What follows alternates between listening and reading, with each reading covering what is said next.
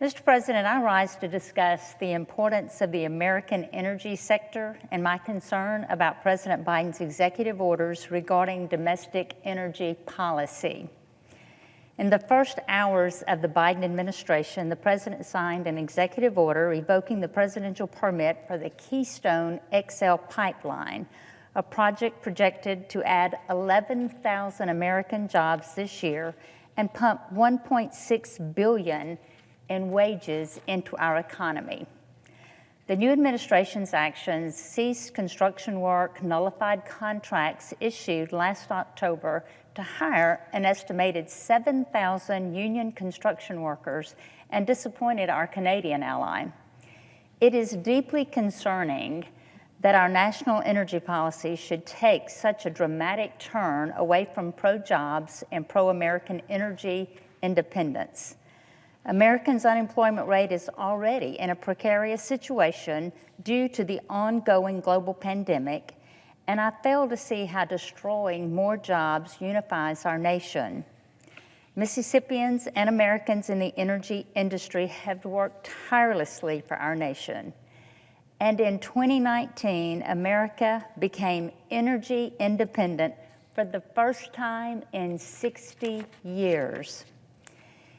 It is thanks to our energy workers that we are no longer forced to rely on foreign powers who do not wish America well. Terminating the Keystone XL pipeline was just the start of what we now recognize to be a concerted effort to bring down fossil fuel resources in our nation. The administration's subsequent ban on new oil and gas leases on federal lands will result in an estimated $33.5 billion in lost GDP across Western states in President Biden's first term, and risk over $8.8 billion annually in conservation funding.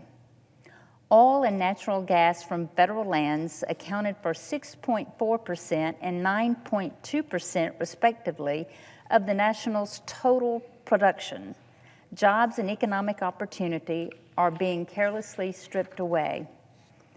And while my state may not be burned by the federal leasing ban as badly as Wyoming, New Mexico, and other western states, Mississippi will certainly feel the heat from this. Mississippi has a significant energy infrastructure which provides thousands of jobs and hundreds of millions of dollars in economic output. The Gulf of Mexico is one of the nation's most important regions for energy resources and accounts for a large portion of our crude oil and federal offshore natural gas production. My state is home to the 1,443 megawatt Grand Gulf Nuclear Power Station in Port Gibson, Mississippi, which is the largest reactor in terms of generating capacity in the United States. We host a large petroleum refinery, a natural gas processing plant, and a liquefied natural gas terminal located along the state's Gulf of Mexico coastline. Additionally, the Red Hills surface coal mine provides lignite coal to the Red Hills power plant, creating jobs and generation capacity in North Mississippi. Along with these great sources, Mississippi has growing investments in natural gas and in solar power. Destructive policies that make fuel sources more difficult to obtain could greatly harm economic growth and raise the cost of energy prices, which will ultimately harm low-income families and many small businesses, not just in Mississippi, but across the entire nation. My concerns are not based on any objections to green or renewable energy sources. I believe the American people want balanced national energy policies that promote growth and price stability. However, the early actions of the Biden administration are cause for concern and not a source of unity. They signal a troubling willingness to sacrifice strategic industries that are important to our economy and for the jobs that they provide.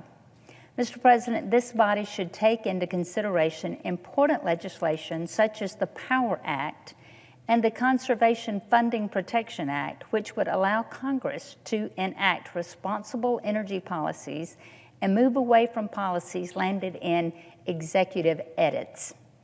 During a time when America's energy businesses are seeking recovery from this global pandemic, losing precious jobs that keep the lights on for the constituents, feed their families, cannot and should not be the route this administration is taking.